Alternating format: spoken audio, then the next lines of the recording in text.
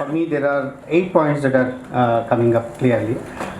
One is in the context of LDN, what is emerging is LDN should not be seen as soil conservation or this thing, but the aspects of livelihoods, moisture, water, aquifers, and then soils, life in the soils.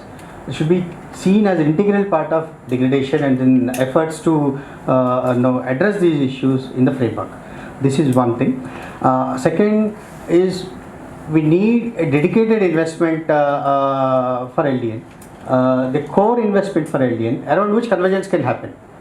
LDN itself cannot be a convergence, so it's bound to fail. That's what the experience is. So can there be a dedicated investment on addressing the LDN issues? Third, watershed program should not be all be all and end all of LDN. Watershed program is a core investments on land and resources, but there is a production line, there is a processing and livelihoods line. So unless the production and livelihood systems are in tune with the conservation, conservation will never sustain. So your crop system is not in tune with conservation, crop system is exploitative, conservation doesn't have any meaning.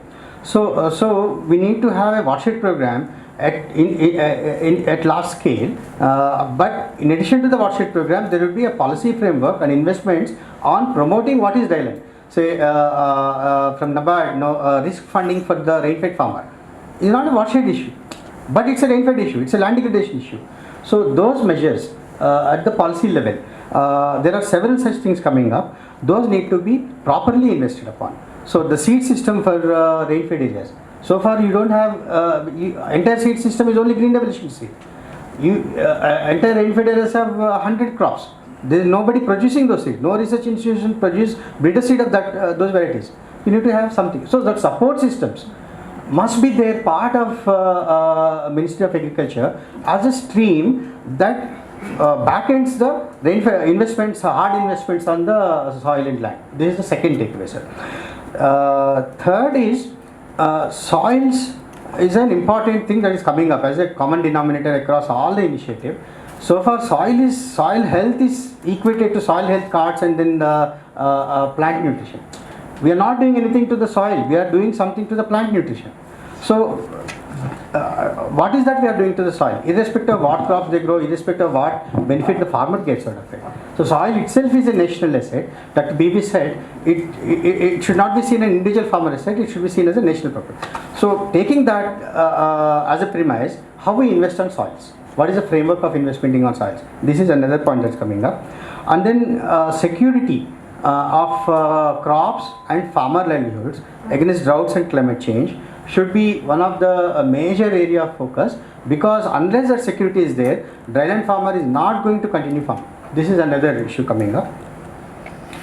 Sir, finally for NREA, I think we need to come up with a financing mechanism for land degradation neutrality outside the government framework also. So somebody has to lead the movement. Somebody has to articulate it. So government investments have several constraints and all that. So my suggestion to NREA is, can you have a financing window established within NREA, which actually speaks to corporates, which speaks to philanthropists on experimenting, on generating ideas, on generating pilots that can be scaled up by the government.